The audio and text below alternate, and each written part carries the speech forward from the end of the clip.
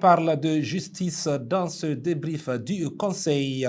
Depuis juillet 2025, le Burkina Faso a adopté un nouveau découpage administratif pour renforcer la sécurité, et passant de 13 à 17 régions et de 45 à 47 provinces.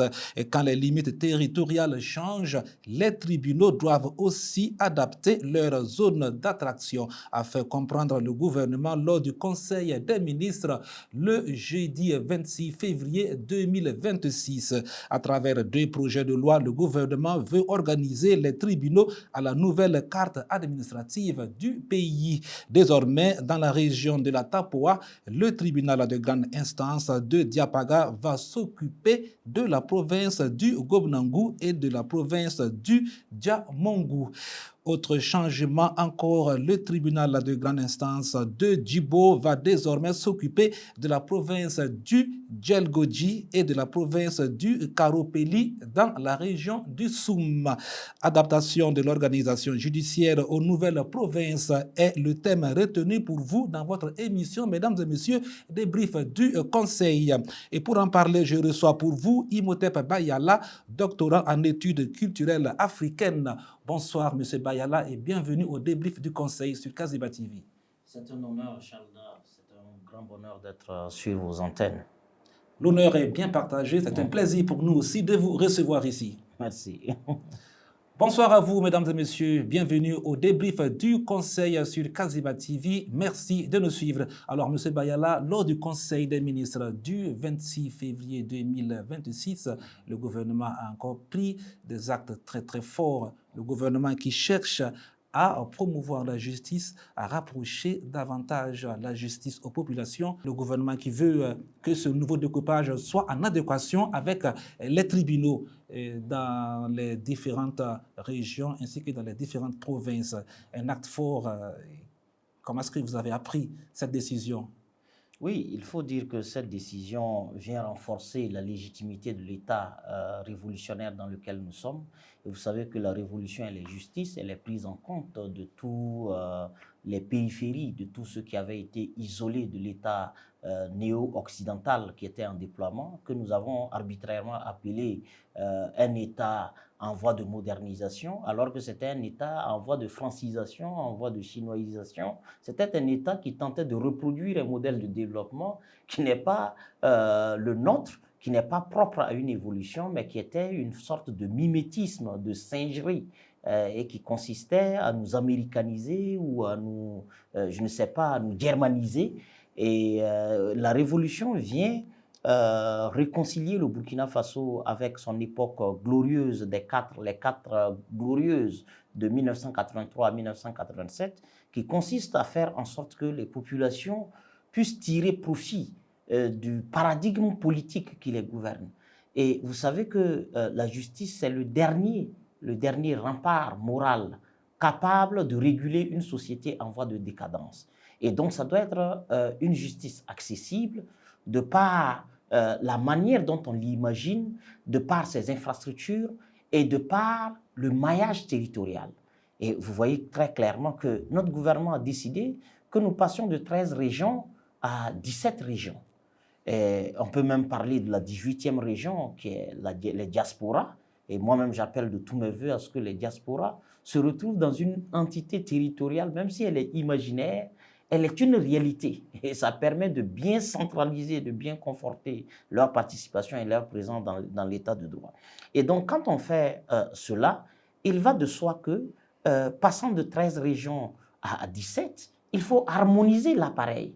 Il ne faut pas que les décisions politiques aillent se perdre seules dans les savanes sans l'attelage administratif. Donc c'est un acte de lucidité, c'est un acte de cohérence et c'est un acte qui vient montrer que la révolution progressiste populaire, elle est porteuse de fruits fécondés. Elle n'est pas porteuse de fleurs incapables de féconder en fruits. Et ça, c'est une réalité qu'il faut véritablement saluer et faire remarquer la vision éclairée du camarade président Ibrahim Traoré, le commandant en chef de la révolution progressiste populaire, mais également des politiques sectorielles telles le ministère de la Justice, avec Maître Idaso Bayala qui a accepté courageusement ces réformes parce qu'il faut quand même le souligner. Ça a été une bataille. Oui, mais nos juristes sont dans un moulage occidental où ils pensent que le droit africain doit s'accommoder des humeurs gréco-latines. Alors que le droit africain doit bien sûr tirer son inspiration des pratiques judiciaires dans le Djoro. Voyez-vous comment le Djoro a par exemple fait des prouesses historiques en matière de régulation, en matière de gestion de conflits. Est-ce qu'une société modernisant comme le nôtre peut mettre en périphérie les héritages profonds que nous avons dans la régulation des conflits? Donc je pense que c'est un acte de rupture judiciaire, de paradigme, et c'est vraiment à saluer. D'accord, merci beaucoup. Alors, dans la région de la Tapua, le tribunal de grande instance de Diapaga va s'occuper de la nouvelle province du Diamongou et le tribunal de grande instance de Djibo va s'occuper de la province du Karopeli. Alors, aussi une nouvelle province issue du nouveau découpage administratif. On remarque que l'État rapproche davantage la justice aux populations. Alors, quand on parle de la révolution progressiste populaire, tel est l'objectif. Pour avoir une bonne justice, il faut que les populations se sentent à l'aise, que la justice soit à leur côté pour qu'ils puissent quand même revendiquer leurs droits. Absolument. Et vous savez que on ne peut pas parler de justice de proximité avec une forme de fiction. On n'est pas dans les films américains d'Hollywood. Il faut que ce soit une réalité. Donc, les tribunaux de grande instance doivent... c'est comme une sorte de fleuve. On dit que quand l'eau prend une certaine tournure, le caïman intelligent n'essaie pas de s'opposer au mouvement de l'eau. Il essaie de s'adapter pour se tirer d'affaire. Parce que de toute façon, le principe de l'eau est supérieur à ses forces et à son intelligence. Donc, mieux vaut s'adapter et tirer profit du nouveau ferment. Donc, je pense que cette justice de proximité vient réduire les coûts d'accès aux tribunaux. Parce que imaginez un citoyen qui doit se déplacer du Gomnangou profond, de Logobu, de Namponsiga, de Mahadaga, de Tansarga, de Tambaga. Je cite bien ces zones parce que je les connais. C'est le premier lieu qui m'a bercé quand je mets les pieds au Burkina Faso. Et je vois la distance qu'il y a entre, par exemple, Diapaga pour venir chercher une solution au tribunal de grande instance de Fada. Voyez-vous comment c'est coûteux et comment c'est laborieux pour un citoyen? Est-ce que nous pouvons dire que la justice existait dans ce pays? Je pense que c'était une forme de fiction, d'escroquerie élaborée, mais qui n'était pas traduite en réalité. C'était des intentions. Mais désormais, c'est une forme, c'est quand on dit que la révolution progressiste populaire, elle est une révolution de junte militaire, vous voyez comment on nous caractérise, hein? Quand c'est les pouvoirs militaires qu'on n'aime pas, c'est des juntes. Quand c'est ceux qu'on aime, un peu comme en Guinée ou je ne sais où, c'est les militaires au pouvoir. Vous voyez la nuance des terminologies employées. Mais on nous reproche d'être moins démocratique. Que signifie la démocratie si elle a des justices qui ne fonctionnent pas, inaccessibles et coûteuses? Que peut valoir ou signifier la liberté lorsqu'elle restreint nos libertés d'accès aux tribunaux? Lorsque le prix d'accès aux services des tribunaux, on n'évoque même pas les frais de juges, frais d'avocats et tout ce qu'il y a à l'intérieur, mais rien que le parcours pour y arriver.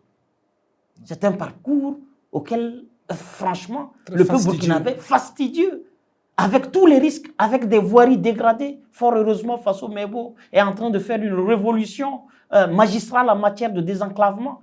Mais je pense qu'aujourd'hui, c'est un tout entier qui consiste avec un maître mot, réduire les souffrances du bas peuple.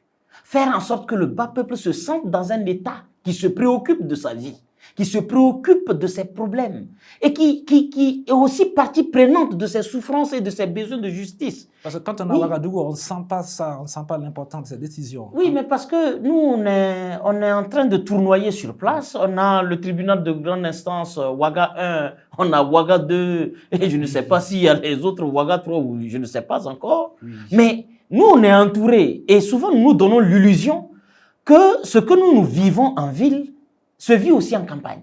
alors que c'est une illusion.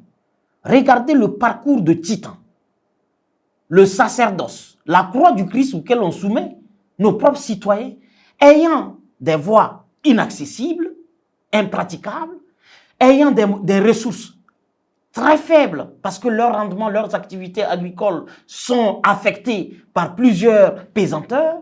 Et c'est à ces gens-là que la justice, et pour ces gens que la justice est devenue plus coûteuse. C'est-à-dire que pour celui-même qui est en ville, l'urbain, celui-même qui a plus de revenus, la justice se retrouve comparativement accessible à ceux qui ont déjà les moyens pour se payer le luxe, pour se payer les services d'une justice, que la grande majorité de notre peuple qui a des moyens faibles, rudimentaires. Et c'est à eux qu'on demande le plus grand fardeau. Je pense que la révolution est venue prendre de la tête et des épaules de la majorité de notre peuple le fardeau que l'élite néocoloniale lui faisait subir pour dire qu'on va vous soulager.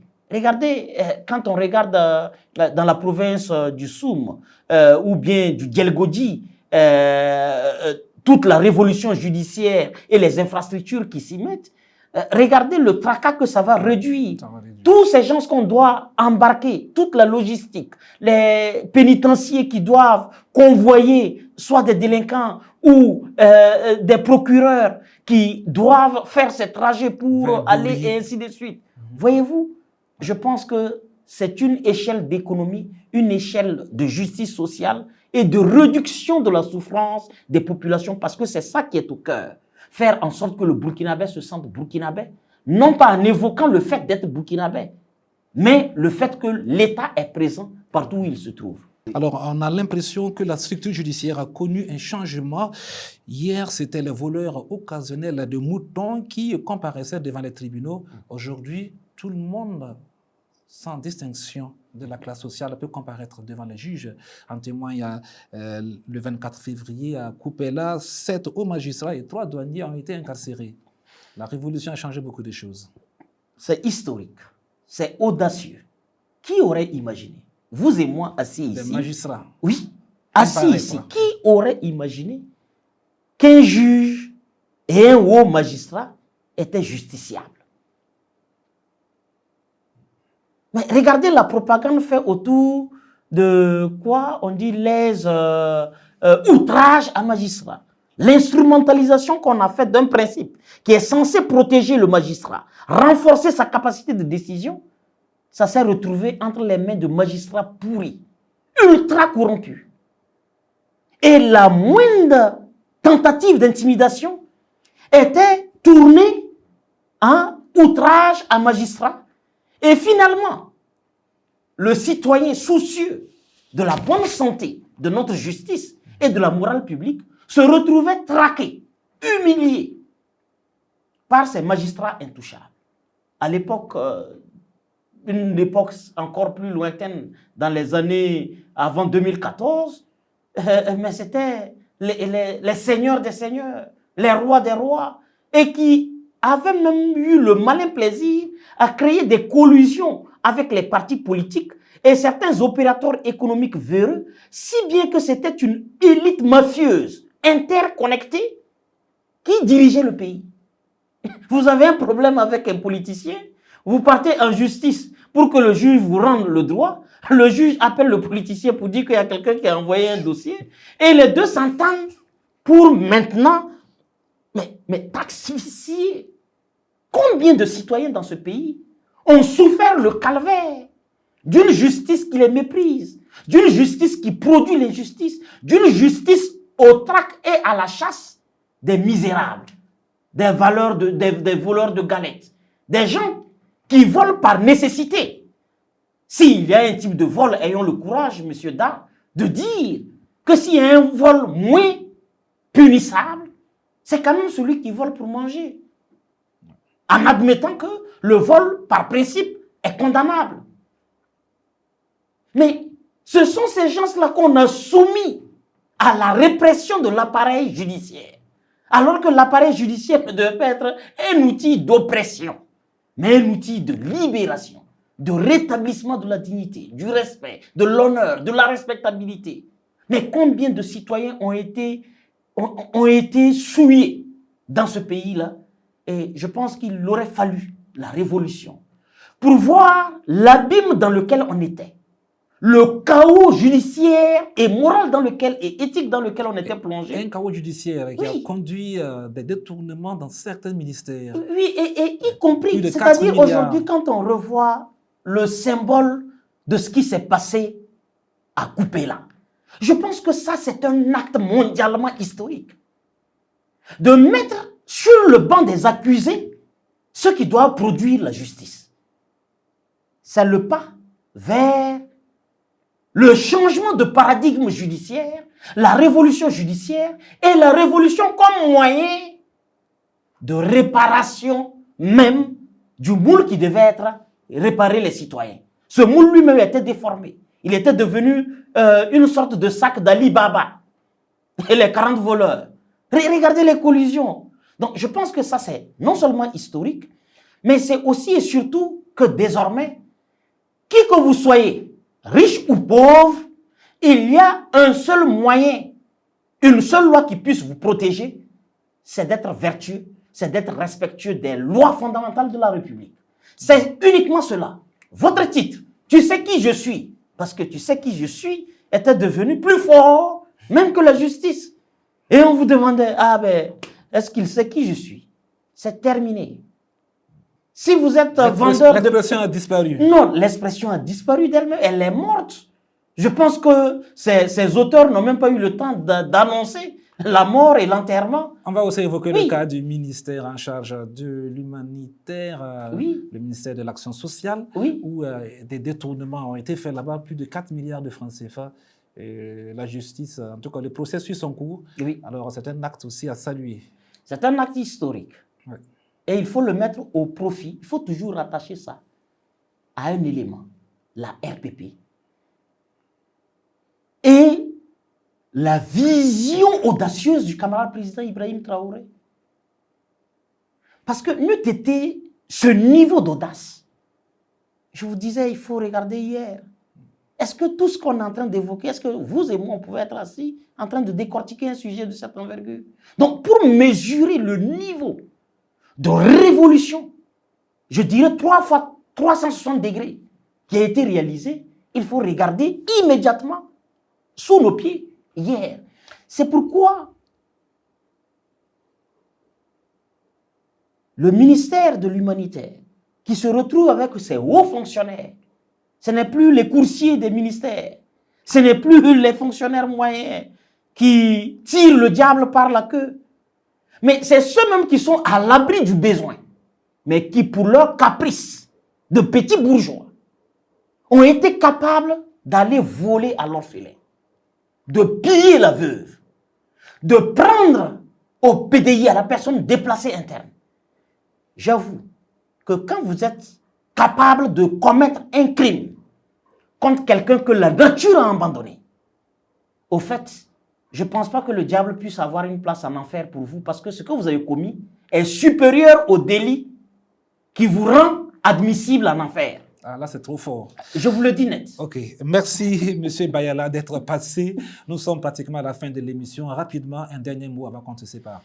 C'est saluer la clairvoyance et la grande vision des dirigeants de Kaziba TV qui ont su saisir l'opportunité d'une chose qui existait, les conseils de ministres. Voyez-vous, il y a aussi eu une révolution par rapport à ça. Qui savait qu'il y avait des conseils de ministres dans ce pays? Mais quand il est arrivé, tous les conseils de ministres sont scrutés au millimètre près. C'est devenu un enjeu parce que ces conseils de ministres sont représentatifs des aspirations du peuple. Et le peuple veille. Et voir un média parmi des milliers qui arrivent à saisir et à traduire en émission, qu'on appelle le débrief des conseils de ministres, c'est un génie. Je tiens à vous saluer et à vous avouer tout mon respect. Et tous les techniciens, toute l'équipe, je suis très admiratif de votre dynamisme et j'espère qu'on fera de grandes choses ensemble. Bravo à Kaziba. Merci pour les compliments, monsieur Imhotep Bayala. Je rappelle que vous êtes doctorant en études culturelles africaines. C'est cela. Merci encore une fois de plus d'être passé. Depuis juillet 2025, le Burkina Faso a procédé à un nouveau découpage administratif passant de 13 à 17 régions et de 45 à 47 provinces dans le but de renforcer la sécurité et d'améliorer la gouvernance territoriale. Face à ces changements, le gouvernement a souligné lors du Conseil des ministres du 26 février 2026 la nécessité d'adapter l'organisation judiciaire à la nouvelle carte administrative. Les deux projets de loi présentés sont donc essentiels. Ils visent à réorganiser les juridictions afin que les tribunaux correspondent désormais aux nouvelles limites territoriales. Mesdames et messieurs, c'est la fin de cette émission débrief du Conseil. Merci à vous qui l'avez suivi. Merci à l'équipe technique qui l'a réalisé. Je vous retrouve très prochainement. L'info continue sur www.kazibatv.bf.